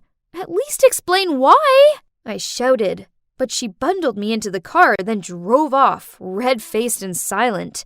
Through the car window, I saw Sean run outside of the cafe and stare at me with a saddened look on his face. Mom, you know him? I asked. She said, That's none of your business. You just have to know that you are not allowed to see him ever again. Why? I yelled as I started tearing up. He's nice to me. Why can't I be friends with him? Because you have to listen to your mother. Suddenly, my phone rang. It was Sean. I picked up, and he told me to turn the speaker so he could talk to Mom. Louise, it's me, Sean. Mom gave a startled yelp and told me to hang up, but I ignored her. Sean continued. Louise, listen. Is Nicole my daughter? What? Did I hear him right? Can someone please explain what was going on? Louise, tell me. Is Nicole my daughter? Mom snatched the phone off me, ended the call, then threw it onto the back seat. I was too overwhelmed to find any words to say, so we both sat there in shocked silence. The moment we entered our house, seeing that I was desperate to speak, Mom spoke up first. Nicole, please don't ask anything. I'll explain later, okay? I really wanted to know what had happened between them, but I knew there was no reasoning with Mom when she was being like this. So I quietly went up to my room. I couldn't sleep, as too many thoughts were buzzing around my head. Could Sean really be my dad?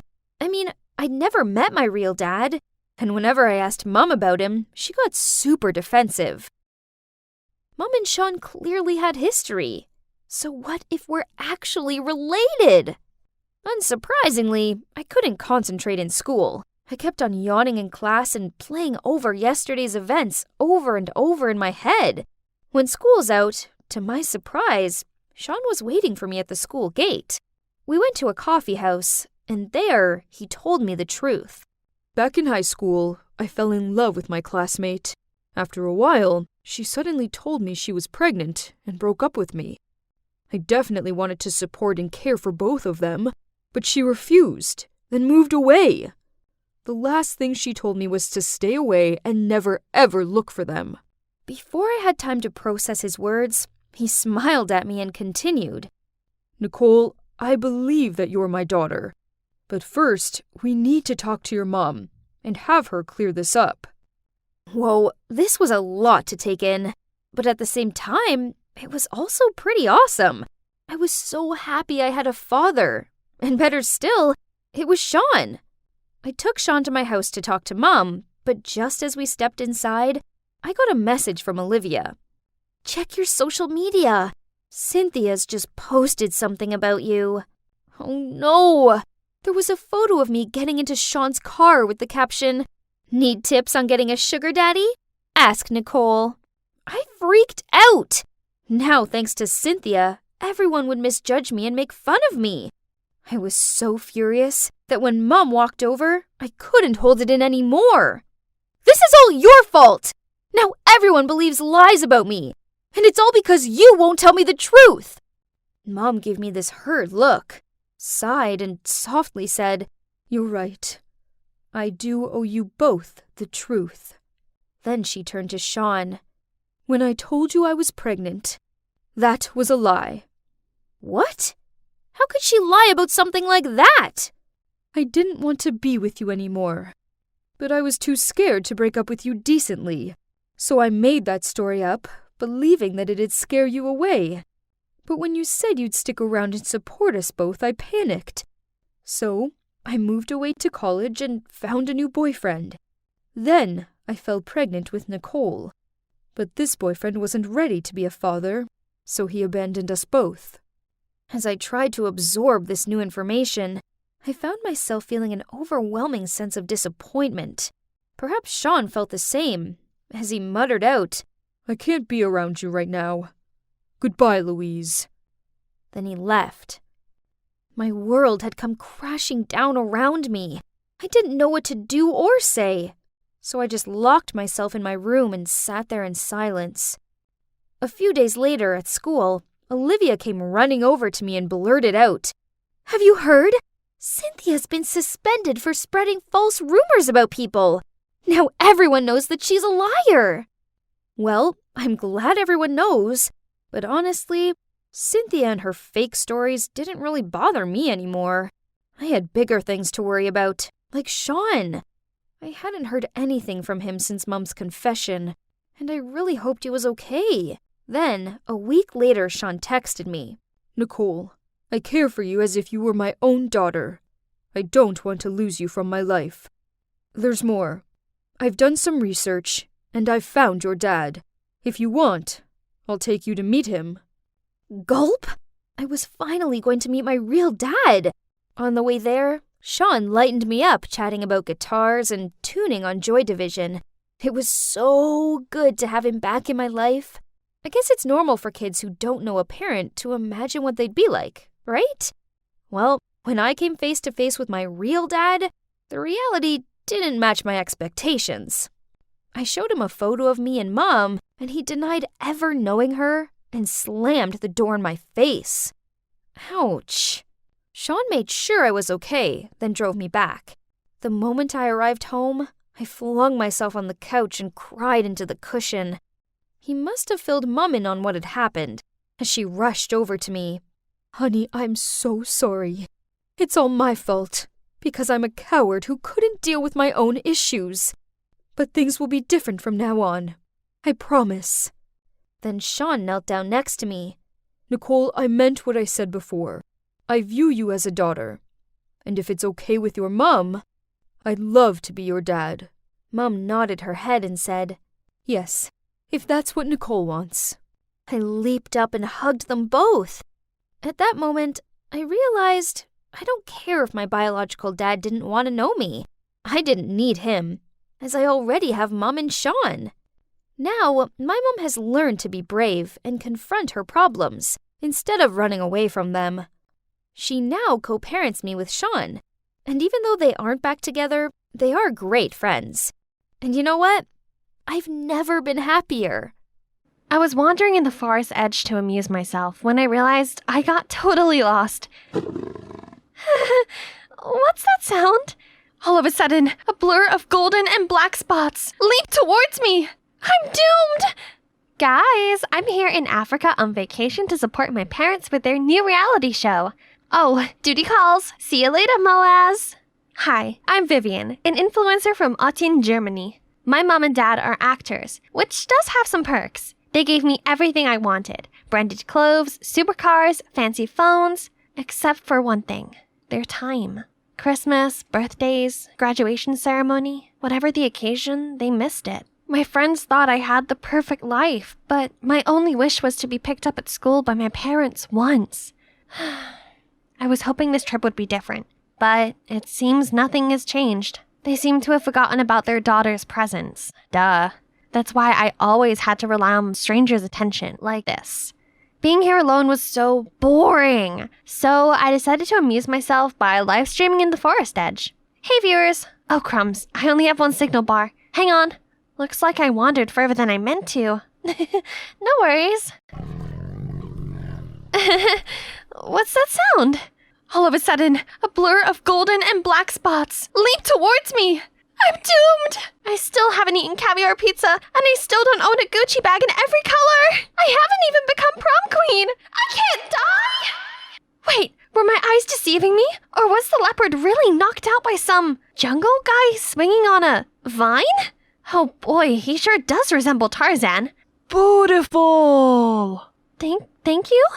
I turned to reach for my phone and realized it had fallen on the ground, and I was still live streaming. Viewers were bombarding me with sad and wow face emojis and flooding my comments with concerned messages. Then my parents and the crew showed up. Turns out this guy had been lost in the jungle since he was a little boy, and he was raised by monkeys. His parents had passed away by now. I know, but I got lost too.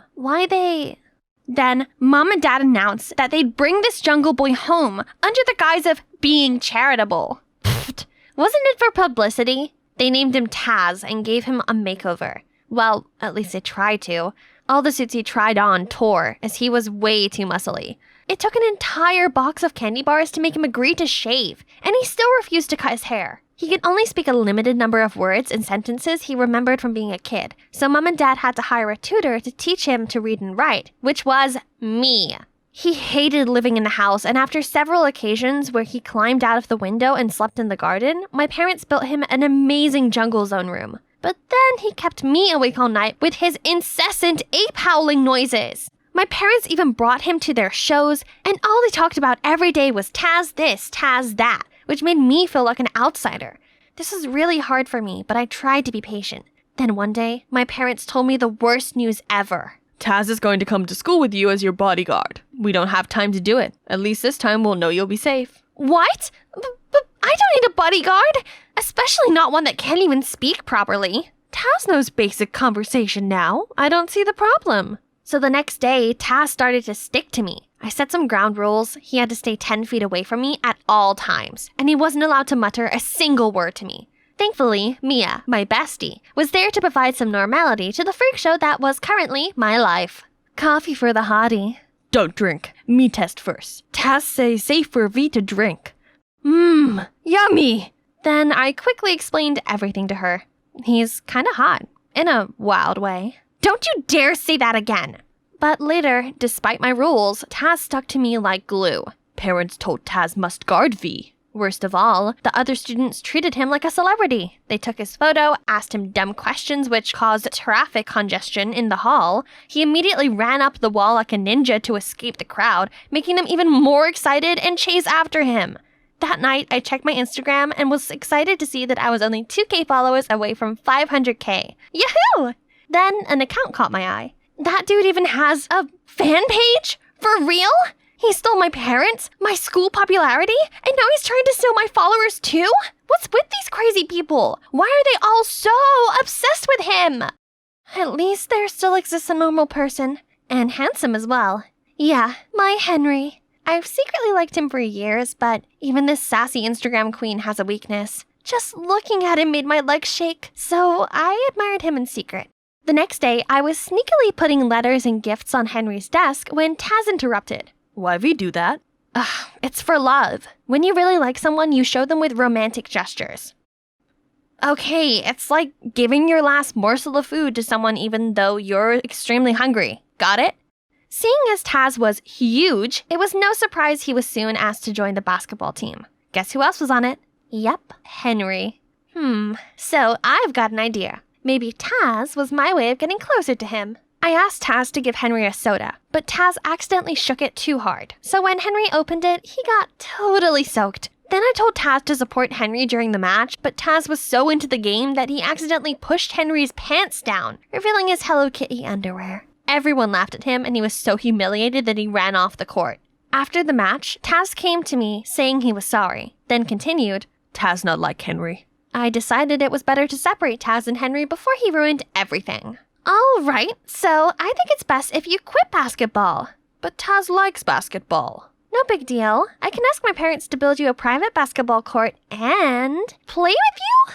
But from now on, you'll have to listen to me. The best ape ever! Shh, stop saying silly things. Taz seemed so grateful for his new basketball court that he started caring about me more. He brought me an overload of fresh fruit, a bit too fresh, and checked it on whenever I was sad. I had just been at ease for a while before Taz was messing around again. I had a movie premiere to attend and was about to change into my stunning Versace dress, only to discover it had been swapped for a dress made from actual leaves. Green! Beautiful, she said. Luckily, I managed to arrange another dress just in time. But at the premiere, when the press interviewed me, Taz appeared. V, best ape ever! I was so embarrassed. I turned bright red and forgot my words. Thanks to Taz, I became a netizen laughingstock. I swear that I would pay this back, and my chance finally came. The audience loved Taz, but big crowds freaked him out, and he always tried to find a way to hide. During one press conference, I saw him run off frightened, so I followed him. Hey Taz, is there a place that will make you feel better? I can take you there. V, take Taz to jungle? Taz happy. So I took him to the Dower Forest. As soon as we got there, Taz's mood changed. He ran wild and then stopped at a large oak tree. V, why letters? This is the bridegroom's oak tree. Local people like to leave love letters here. Then we sat down under the tree, and Taz looked so upset. Taz not like bright light and flashes. That's okay. We can just chill here, right? Great. Seeing Taz leave the show on his own, then surely Mom and Dad wouldn't like him anymore. Only, when we returned home, my parents weren't furious with Taz, but with me. Vivian, you should be setting a good example for Taz, not just inciting and taking him away from important events. Can you stop acting like a child and think before you act for once? I shut myself in my room and I had a complete meltdown. Then I rang Mia to confide in her. Living with Taz is a nightmare. He has to leave. What do you mean? I'm going to find a way to kick him out. The next day at school, I was walking along the hallway when Henry appeared in front of me. V, you have to convince Taft to rejoin the basketball team. We can't win the final without him. Please, I'll do anything you want. Wow, seems like my Christmas gift came early. Anything you say? How about taking me to prom? Actually, that's what I've always wanted to do. Thank you for giving me the opportunity. I was frozen. This was incredible! I guess my kick-out Taz plan would have to wait for now. So I humbled myself to convince him. As expected, with the help of Taz, the team won. Only neither he or Henry showed up to get their trophy. I went looking for them and found Taz pouncing on Henry. Taz, stop it! But he was too full off rage to listen to me, so I had to jump between them. He is completely out of control. You can forget about the prom then. This is all your fault. You stole everything from me since the day you were back from that freaky jungle, and now you've beaten up my crush. All you've done is ruin my life. Why can't you just give me alone? Then he left. For real. This felt great, as I'd finally got rid of the thorn in my eye. Only, I couldn't shake away this empty feeling. Scrolling through my old comments didn't help, and neither did live streaming. I suddenly realized I missed the special way Taz cared about me. And when with him, I didn't have to hide or force myself to be anything other than me. I aimlessly wandered to Dodoor Forest and stopped at the oak tree. A letter poking out of the hole caught my eye. I picked it up and recognized it was Taz's try-to-be-neat but scribbled handwriting. Henry liar. He's with Mia. My head was still spinning when my phone went crazy. I checked and saw my inbox was full of rude comments. Then I soon found the viral audio. Living with Taz is a nightmare. He has to leave. I'm going to find a way to kick him out. I was literally petrified for a few seconds, while netizens kept going crazy, saying I was so ungrateful to Taz even after he'd saved my life. How could she? I immediately went to Mia's house to confront her about it. It was you, the only one I confided my story. Oh well, Miss Obvious. It was me. So what? Henry's mine, not yours. He just told you what you wanted to hear to get Taz back on the team. But that moron overheard Henry talking to me and dared to hurt him. You! Hi, talk about the jungle, dud. Total simp and stupid. I told him you'd love a leaf dress and he totally bought it. Now, if you'll excuse me, I have to get my hair done for a date with Henry. Mwah. I felt like an elephant had slapped right on the face. So Taz was right. Back home, I gloomily pulled out Taz's letter. But hold on, there's still another part. Why didn't I realize it sooner? Right then, my parents arrived home. They'd heard that audio and were absolutely furious. It's your fault Taz ran away. Now we have to compensate for the contracts of the shows he was supposed to be in. You don't care about anyone! Says you! All you do is give me money and that's it. You're never there when I need you. Never! Even Taz cares about me more than you both do. Then I ran off right away. I kept going until I ended up under this bridge. Then I saw him. He was playing with some stray cats and dogs. I immediately ran to hug him and started apologizing, but he pointed behind me and said, "Bad guys, bad guys." I turned around to see 2 figures headed this way. I dragged Taz into the corner and we watched them bundle the cats and dogs into sacks. They were definitely up to no good, so I used my phone to record them, but... What you aiming at, kids? I woke up feeling dizzy to realize that we were both tied up in an abandoned house. Still no reply from her parents. They better pay up, or else. You're wasting your time. They don't care about me. The thieves ignored me and kept calling and calling, but still no answer. That was it. I was gonna die here. We. Then, when it was pitch black out there, the door barged open and walked in Mom and Dad with a bag of money. As the thieves counted the money, Dad tried dialing the police, but one of them came throwing his phone right away and beat him up. Say goodbye to your daughter. Please don't hurt her. Hurt me instead. This really shocked me, as I'd only ever seen other people bowing to my parents before, not the other way around. The one guy raised a plank of wood to hit me, but right at this time, Taz leaped free and knocked them out cold. The police arrived soon after that and arrested the thieves. Mom and Dad immediately rushed to me. "Are you okay, sweetie? We were worried sick when you were nowhere to be seen, and we're sorry for making you feel unwanted." We never had money growing up and struggled a lot. That's why we wanted a different life for you. We kept working and thought giving you money over our time was the best way to show our love, but we were wrong. Mom, Dad, what I really need from you is your presence. It's more precious than anything. And thank you for everything. Okay, I protect V. I protect animals too. Now I've realized what I needed the most. It was to always stay true to myself, like this dummy. I didn't want to be some fancy influencer anymore. Instead, Taz inspired me to use my reputation to establish an organization to care for abandoned animals. As for my dear ex-best friend and dear ex-crush, meh, they didn't matter to me anymore. 'Cause you know what? The sweetest revenge is to live a fabulous life. At the end of the prom, I asked Taz about the note. Taz, did you write this? I'm glad you asked. I practiced many times to say those words. Now time to say officially. I like you, V. You're my best ape ever. I was planning a bank robbery with these dudes I hired online. They claim to be ex-criminals, so it's going to be a big haul. We identified the subject, ran through the script one more time, and then headed to the bank. But when we got there, I was speechless! Hi, my name is Jolie. Wondering how I ended up robbing a bank? Come on, I'll take you on a wild ride.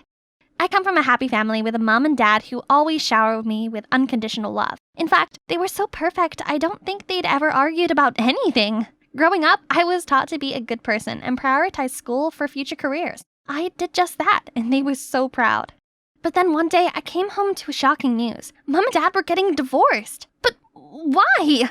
Honey, this was the best for both of us. We're just not that compatible. Not compatible? Did you just figure it out overnight? Sweetie, I know this is hard, but we're gonna be okay, I promise. No, we're not. We're a broken family and you just act like it's nothing. Do you even care at all? Days later, I still couldn't get my mind off it, until I passed by this restaurant and saw a familiar figure. Was it Dad? Holding hands with a strange woman?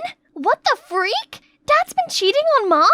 I immediately dashed home to tell Mom, but when I got there, I didn't have the heart to break it to her. Mom, you okay? It's just that the divorce has been hard on me. I respect your dad's decision, but this is really hard for me. You're the only family I got now, Jolie. No, she's wrong. I won't let her be this brooding ex-wife of Dad. I'm gonna get him back to her, once he sees how his beloved daughter is being affected by this divorce. So the next day, I went to the park and picked the flowers in public. Well, not exactly, but it's bad, right? Then I crossed the street when the sign said stop, but the policeman didn't even bat an eye. Hello? I'm breaking the law over here. Okay then, Mr. Whitman's restaurant we go. I didn't order anything, but just drew all over his wall, in chalk. Well, you don't want it to stay forever, right? But Mr. Whitman appeared and thanked me instead, as I gave him the best ideas to keep the kids entertained while eating in his restaurant. Ugh. Frustrated, I read the whole book at the bookstore without paying, littered in public, and even kicked some trash cans over, but nobody seemed to acknowledge my bad deeds. So I binge-watched some crime movies to activate my evilness. Aha! A robbery! That's why I hired those idiots. Gold Beach Bank and Trust, not Gold Beach the hat shop, you imbecile! Sorry, my mistake. We went ahead with the robbery anyway and managed to steal a bunch of hats, and I made sure to accidentally drop my wallet with my ID inside. The next day, I came home from school to see the store's owner raging at Dad, accusing him of bad parenting. But Dad stayed oddly calm and just paid for all the hats I stole. What? Go get ready. You and I are going to dine out tonight. There's someone I want you to meet. Let me guess. It's the side chick I saw the other day. Jolie, this is Aurora. I'm your dad's friend. Aurora, we should tell her. Oh, drop it! I knew already. You two have been having an affair, haven't you? Jolie, watch your words. Why? Because it's the truth? Dad was about to say something, but Aurora stopped him. I can't believe you do this to Mom. I ran out of there and hid in this alley, crying with an aching heart, when I spotted some guys looking sketchy. They had a suitcase full of money and kept looking around cautiously. Suddenly, I stepped on a squishy, and it made the loudest noise and got them all to turn towards my direction. I immediately ran away before they spotted me and bumped into someone. Who's that? Show yourself! The guy instantly understood the situation and hid me away. Just a cat, Lalo. After the gang left, I stepped out to thank him. And my, such a heartthrob. I was going to offer to repay him, but he just brushed it off and walked away. So freaking cool! Later, I got home and saw Mom packing. She said she'd move out soon. And Dad didn't even stop her. Suddenly, I noticed something. Pictures of Mom and Aurora! Mom, you know this woman? Aurora? Yeah, we've been friends since middle school. Friends? She's not your friend. She and Dad have been having an affair behind your back. It's really over, isn't it? No, Mom! You need to stand up for yourself. If you don't do anything, then I will. There's only one way now. Get the school involved. If they see a straight-A student like me suddenly turn rebellious, they'll talk some sense into Dad, right? But of course, I need to make sure my bad deeds are legit this time. Suddenly, I noticed everyone buzzing around. Oh my god, did you hear? We got a new transfer student, and he's got such a bad boy vibe. Tell me about it. He's been the hottest topic ever since he got here. Oh my god, he's coming this way. I turned around and my jaw dropped. It was the guy I met yesterday. Suddenly headed straight to me. There you are. You're looking for me? No, but I'm just tired of people surrounding me. Let's get out of here. So, transfer student, huh? What happened to your hair? Just thought I'd change it up a little. You know, more appropriate for school. Wait, aren't you like some kind of bad boy? Why are you following the rules? I got a bit of a reputation, but I'm ready to change my ways. No! Good guys finish last, didn't you hear? That's why I'm trying to change too, to spice things up a bit. So, please, teach me to be a delinquent. If you wanted that bad, then sure. Yay! Thank you! You're gorgeous, man. Oh, and a jacked bod, too. Tyler and I started my new rebellious plan. Okay, show me what you got. I immediately went straight to a group of nerds, slammed my hand on the table and snatched a guy's burger and started mooching off it. Here's some fries. Did your parents starve you? No! I immediately stood up and left, and saw Tyler, who was laughing at me hysterically. That's your idea of being mean? I know I'm bad, that's why I need you to enlighten me. Tyler then taught me some pranks, and it was hilarious. We kept the door shut with 20 different locks and enjoyed seeing the teacher struggling to crack them all open. Got the screen to show a bunch of memes during class, then played a bell ringing sound every 15 minutes, confusing everyone. The cherry on top was to get loads of adult diapers shipped to our beloved principal, cash on delivery. When the principal asked who did it, I proudly took the fall. Do you care to explain yourself? Principal, I may look bad right now, but that's because my parents are getting divorced. I can't eat, can't sleep, my mind's a mess. All right, I get it. Jesus. I'll have a talk to your parents. You can leave now. Father dearest, let's see how you handled this. When I got out, Tyler was waiting for me. He drove me away, then stopped by this gorgeous lake. You didn't just rebel because you were bored, right? I sighed, then started pouring it all out that had been bottling up inside of me. Guess having a normal family is luxury to both of us. What do you mean? I actually grew up in an orphanage, but I wasn't happy there, so I ran away. I ended up on the streets and causing trouble. Luckily for me, my foster dad noticed and adopted me. I'm extremely grateful to this day, so I'm always looking to help him with the business. Your dad has a business? What does he do? Tyler didn't answer me. When we got back, Aurora was already there waiting for me. What are you doing here? Your dad went on a business trip and asked me to come over to look out for you for a few days. No, thank you. I can look out for myself. And who is this young man? Have we met before? Would you please stop poking your nose into my business? Can't believe Dad still went ahead with the divorce after meeting with the principal. And now I'm stuck here with this annoying woman. Just wouldn't let me leave the house and even ordered this rubbish dusk till dawn curfew on me. You're not going to see that guy. He's trouble. Please, you're not my mom. So I continued meeting up with Tyler. But strangely, whenever I suggested we hang out at his place, he always seemed hesitant. So one time I went to his house to surprise him, but upon seeing me, he looked so worried. What are you doing here? You're not supposed to come here. We have a guest today. I turned around and was transfixed to see the sketchy guy from the alley. Lalo, I'm Tyler's dad. You must be... Jolie.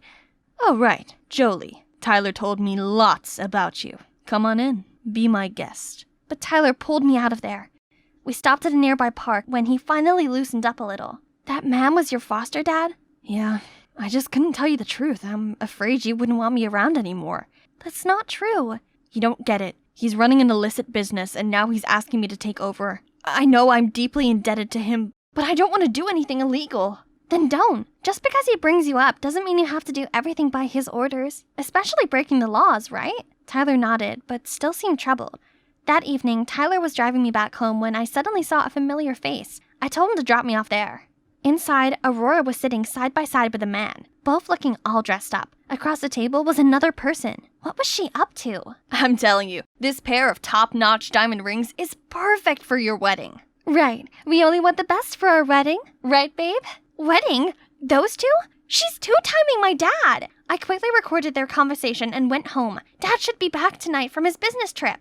But when I told Dad everything, even with the recording, he still wouldn't believe me. What are you talking about? I was just out shopping all day with my friends. Told you so. Dad, you'll regret this deeply. And you, don't even think you could get away with this. I'll never accept you into this family.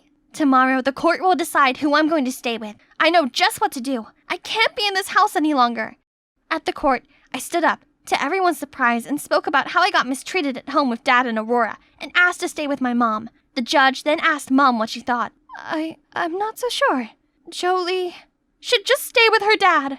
I was completely disappointed. Mom wouldn't even fight for me. When we got home, Dad immediately went bonkers on me while Aurora pulled off her nice act again. Right then, I got a text from Tyler asking to meet up, so I just stormed out of there. No, Jolie, wait up! When I arrived, Tyler looked surprised. Jolie, what are you doing here? Mijo, I used your phone to ask her to come here. Lalo then ordered his gang to tie me up.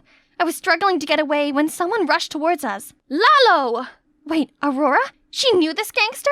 Release her now, or the police will get here any minute. Thanks for the intel, Miss DEA agent. We're about to leave. With your daughter, of course. Now, if you want to save her, fill in the place. DEA agent? As in, undercover cop? Fine, take me instead. Lalo's gang tied her up and pushed her into the van.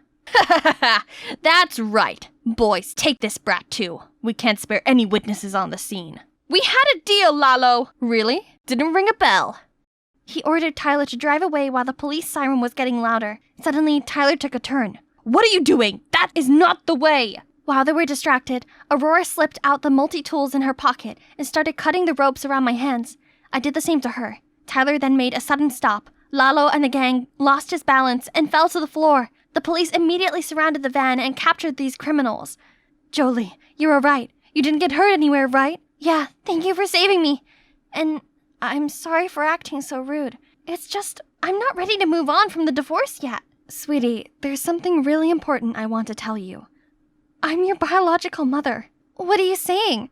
Jean is my biological mother. No, sweetie. She's a friend of mine. I know this is all confusing, but just listen. 16 years ago, your dad and I had you. Right after giving birth, I had to move to Mexico to handle a serial diamond smuggling case caused by Lalo. And Jean offered to help out with you. I figured you deserve a normal, happy family, so I accepted her help and asked her to move to our house. Years later, thinking the case was finally closed, I moved back home, ready to reunite with you and your dad. But I suddenly got the news Lalo's organization was still operating and had to move to the States. I couldn't risk putting you in danger, so I hid the truth from you. But what about the person who talked about the wedding with you? Oh, that's Alejandro, my partner. We were just pretending to be a couple for the investigation. Oh, I had no idea. You've done so much for me. Of course, you're my daughter. Thank you, Mom. Finally, everything became clear. But as we got to the house, Mom, Jean, suddenly came dragging me away. You're my daughter. No one gets to take you away from me. Just because you raised Jolie doesn't mean you get to do anything to her. If you truly love her, you would only want the best for her. Jean then broke down crying, revealing she had lost her reproductive ability. She was so happy she had me to take care of and treated me like her own daughter. Hey, don't worry. You'll forever be my mom. I gave Jean the biggest hugs. That's when I noticed Tyler was happy for me, but sad at the same time. I suddenly realized he didn't have a family anymore. I have an idea. Why don't you adopt Tyler into your home? Tyler and Jean looked at each other, and bright smiles appeared on their faces. Everything finally turned out to be okay. I've been trying to catch up with Mom and make up for all those lost years, but I also don't forget my second mom either. Tyler, or should I say my boyfriend, now lives with Jean, and he's driving me to visit her. I'm so happy I finally have a loving family and a baddie boyfriend. Only this time, we're not trying to break bad anymore.